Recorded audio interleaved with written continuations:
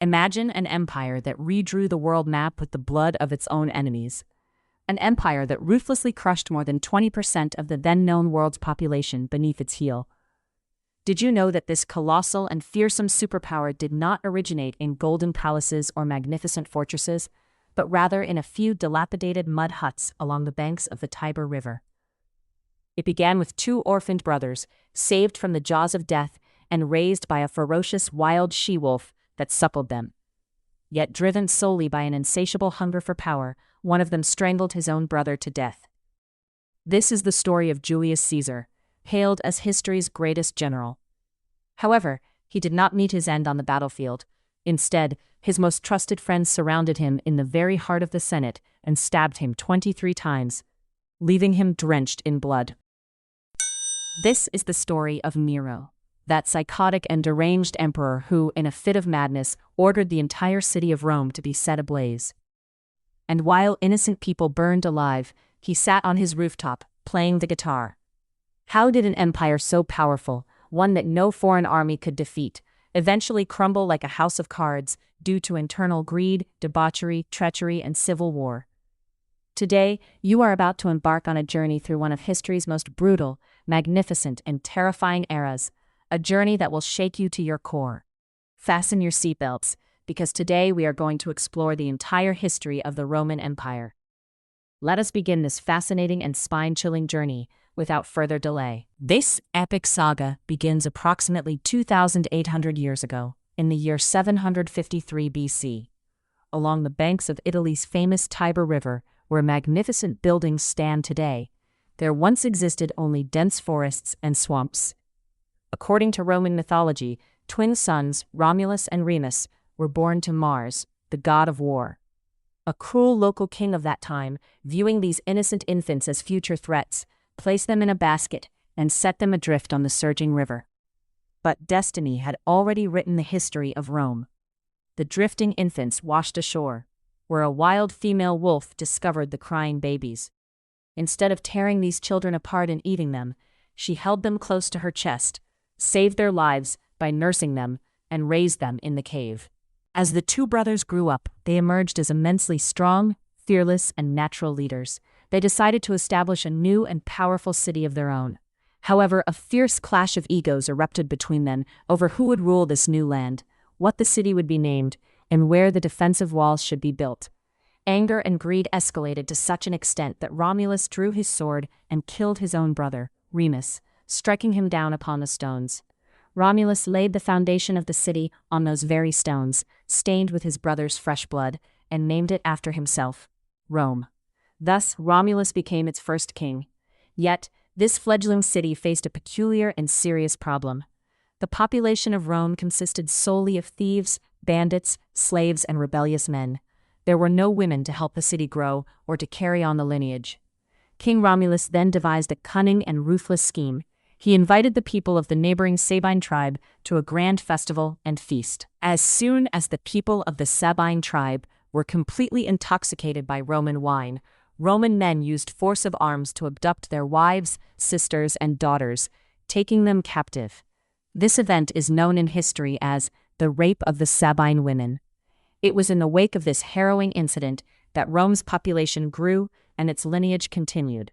After Romulus, a succession of 7 kings ruled Rome, laying the robust foundations for early laws, the Senate, and a strong army. However, the 7th and final king of this dynasty, Tarquin the Proud, proved to be an utterly tyrannical, cruel, and arrogant ruler. The situation reached a breaking point when his depraved son forcibly assaulted Lucretia, a highly respected and virtuous Roman woman, within the palace. Unable to bear this terrible humiliation, Lucretia took her own life in a public setting. This incident acted as a spark that ignited the fury of the entire Roman populace. In 509 BC, the enraged public, led by Lucius Junius Brutus, stormed the royal palace. The tyrannical King Tarquin was forced to flee for his life in disgrace. Taking up arms, the citizens of Rome swore a historic oath: never again would a king rule over Rome's sacred soil. Any man attempting to become Rome's king would be cut down by the sword of any citizen. It was out of this fierce rage that the Roman Republic was born. Power shifted from the hands of a single monarch to the Senate, an assembly of distinguished elders, and 2 consuls elected democratically each year. For many years, an internal struggle over rights persisted between the wealthy elite, known as patricians, and the common people, known as plebeians. It was this class struggle that gave Rome its first written laws, known as the 12 Tables.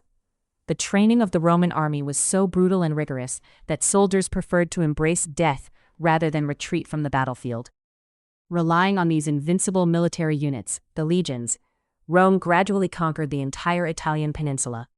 However, no sooner had Rome secured control over Italy than it came into conflict with the greatest maritime and commercial superpower of the era, Carthage, located in present-day North Africa. Who would dominate trade across the Mediterranean? This struggle for supremacy led to 3 fierce and devastating wars between the 2 powers, known in history as the Punic Wars. These conflicts spanned over a century and claimed hundreds of thousands of lives. During the First Punic War, Rome lacked a naval fleet, yet by replicating a captured Carthaginian warship, they rapidly built a massive navy overnight and achieved victory, catching Carthage off guard.